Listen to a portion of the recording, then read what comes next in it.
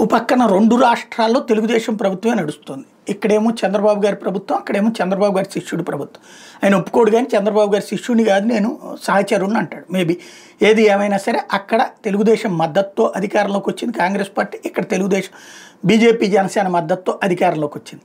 అయితే ఈ 2 రాష్ట్రాల్లో అమరావతి ఇంపాక్ట్ అన్నటువంటిది హైదరాబాద్ రియల్ ఎస్టేట్ని దెబ్బతీసిందని చెప్పడంలో అతిశయోక్తి ఏం లేదు.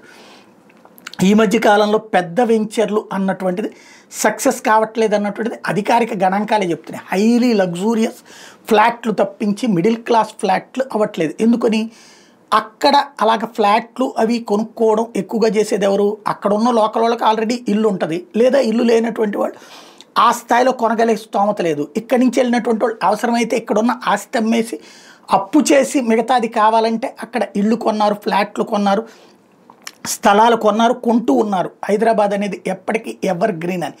అయితే ఇప్పుడు అంతకంటే ఎక్కువ అభివృద్ధి చెందుతుందన్నటువంటి అమరావతి కాన్సెప్ట్ తెర మీదకి వచ్చి బాబు మళ్ళీ అధికారంలోకి వచ్చేటప్పటికి భూముల మీద పెట్టుబడి పెట్టే వాళ్ళల్లో అత్యధికంగా కమ్మ సామాజిక వర్గం ఉంటుంది, ఆ తర్వాత కాపు సామాజిక వర్గం ఉంటుంది. ఆ వర్గాలు పెట్టుబడి అక్కడ ఆపినాయి, ఇంకా ఇక్కడ పెట్టలేదు. అమరావతి పుంజుకోలేదు, రేట్లు మాత్రం ఎక్కువ చెప్తున్నారు, కొనేవాళ్ళు తక్కువ ఉన్నారు. అక్కడ అట్లాగని చెప్పి చేయగలిగారంటే ఇంకా పికప్ కాలేదు. అక్కడేమో డౌన్ అయింది, ఇక్కడేమో పికప్ కాలేదు. ఇప్పుడు అక్కడ పికప్ చేయడం ఎట్లా అన్నటువంటిదే రేవంత్ ముందు ఉన్నటువంటి ప్రధానమైనటువంటి కర్తవ్యం.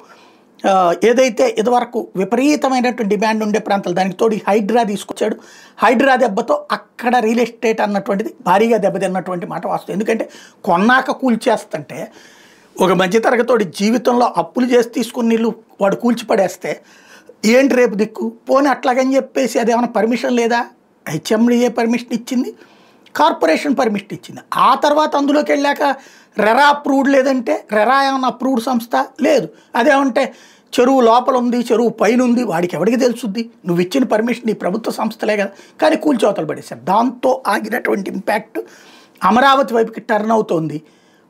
మరి హైదరాబాద్ పుంజుకుంటుంది అంటే అబ్బాయి లేదంటే 2-3 నెలల్లో పుంజుకుంటుందని అక్కడ వాళ్ళు ప్రచారం అయితే చేస్తున్నారు.